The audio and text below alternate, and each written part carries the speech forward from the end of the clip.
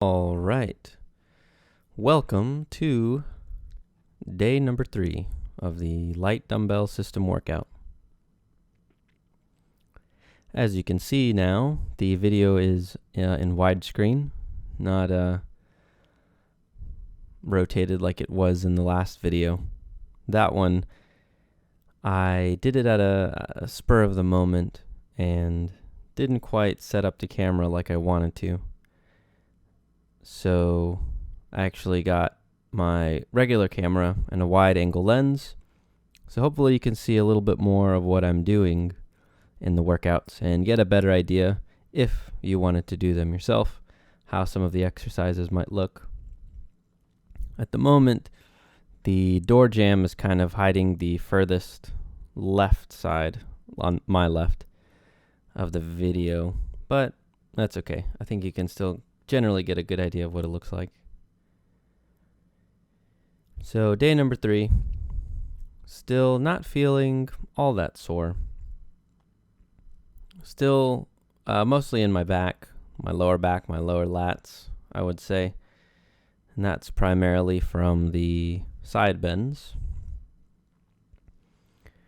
So like the previous 2 days during the curls, they're kind of done controlled. Not really slow, but not really fast. I would say that as long as you're really contracting the biceps, really squeezing them up at the top, then you're getting a good rep in.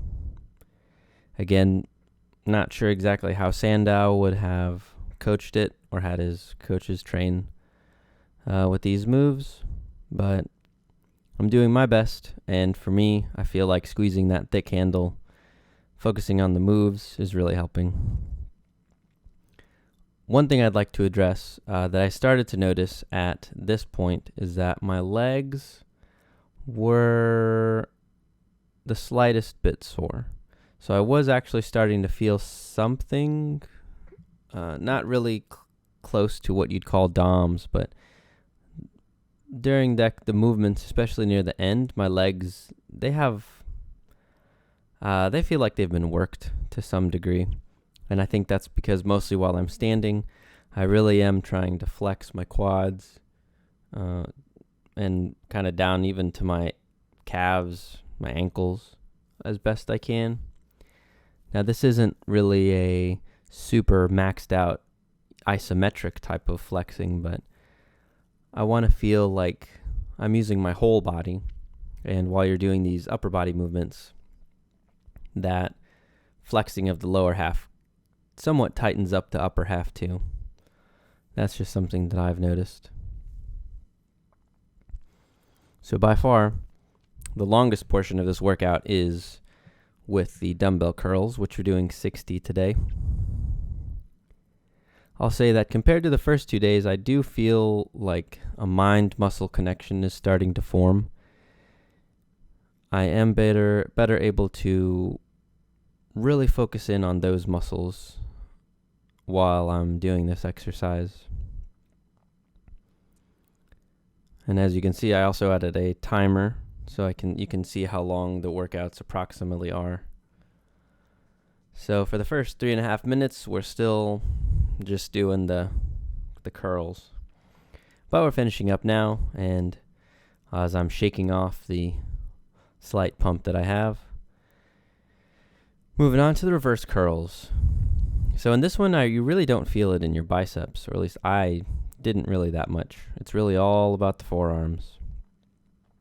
But I do try to flex as much as my body as I can. I do keep my chest up and out. It's somewhat hard to see in the video, but I really do try to bring my shoulder blades back and down.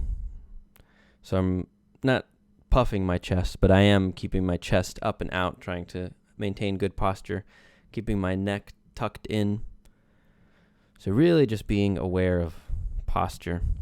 And then again, flexing the legs with a slight bend in the knee. So it is a lot to kind of focus on, but as you're doing it, you kind of get used to it.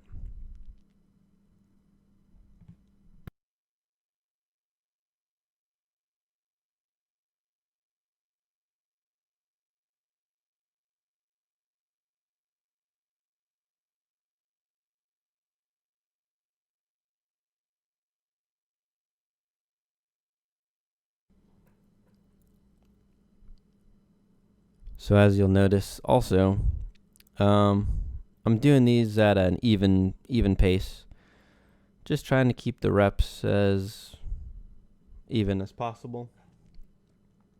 Not really trying to blaze through these workouts as absolutely fast as I can, since I'm not really sure there's any benefit to that. Especially in the beginning here, I'm also checking. I have a little sheet written down on the floor that has all of my exercises listed down and the reps that I'm supposed to do, because it's quite hard to remember. I guess 15 different numbers. The wrist twists, rotations, and reverse rotations. Those are done just until you feel like you're done doing them, so it's not really numbers you have to remember. I will say in this exercise, the side curls, as I've been doing them and the different throughout the different days, I'm definitely feeling it in my upper back, and as I really stretch out my arm, there's the slightest bit of feeling in the bicep, but once that bell's near my ears, totally am feeling it in the entire upper back, and even somewhat down my spinal erectors, as I'm getting more efficient at flexing and feeling the muscle. But at this many reps, it's really not that much for the alternating curl. The side curl is 10, so still a decent amount. I would say with a double curl, that's where I feel it most, in the upper back. Trying to keep the elbows at a 90-degree angle, or even maybe slightly up, if that helps you flex a little bit better.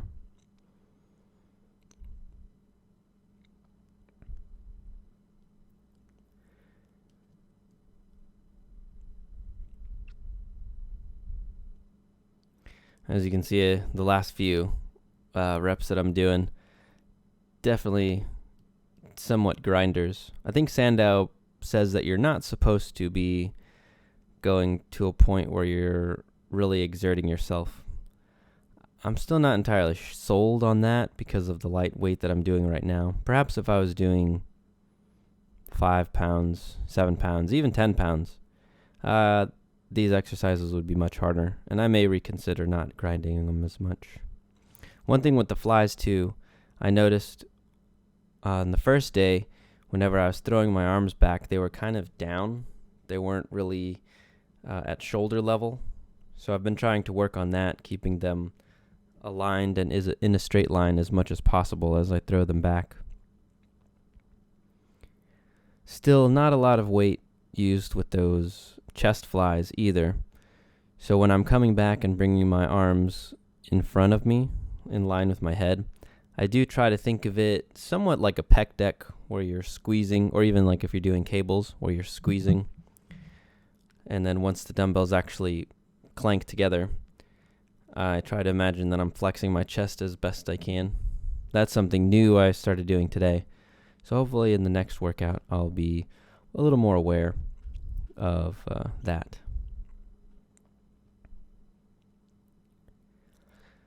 But so far, I don't think I have much more to add, other than later on during the push-ups with bands. That is definitely by far the hardest exercise. 19 is really pushing it for me at this stage. And then with the bands, it's pretty tough. I think 19 reps is about my max to go without stopping. Tomorrow it'll be 21 reps with the bands. So I think I'm just going to have to do some pauses or take some slight breaks. I haven't decided. In between the reps, maybe do 10 reps and then kind of rest, then 10 reps, then rest, and then grind out the last one. So I don't know. We'll see though. At this moment, I'm just focusing on the day by day and getting it filmed and recorded. One thought about the wrist rotations, which you see now. I have noticed that outside of working out, just in my day-to-day, my wrists feel like they don't pop as much. I've always had that almost my whole life. Every time I've rotated my wrists, they've always been popping and cracking and creaking. But I'm noticing that slowly over these past few days, it's not as noticeable as it normally has been. I'm not sure if that's just doing all of these wrist movements, if it's getting more blood into the wrist area. Still not sure. Obviously, my tendons and ligaments won't adapt this quickly because they usually take months.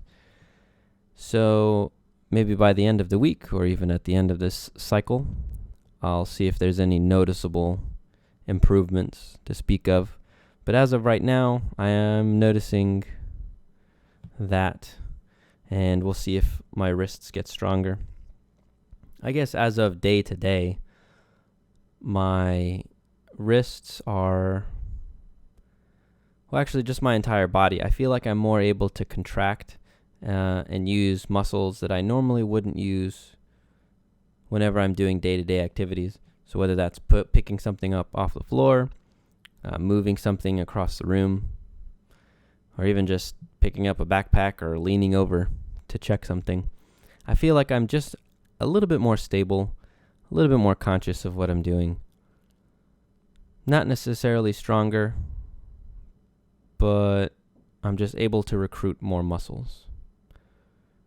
And maybe perhaps in a way that is more strength. But yeah, I'm going to sign off now because I don't really have anything else to say. So if you like these videos and you want to keep seeing more, or if you have any comments or questions, leave them below and I will answer them in the upcoming videos or in the comments of the videos themselves. So until next time, thank you very much for watching and have a wonderful day. I'll see you tomorrow.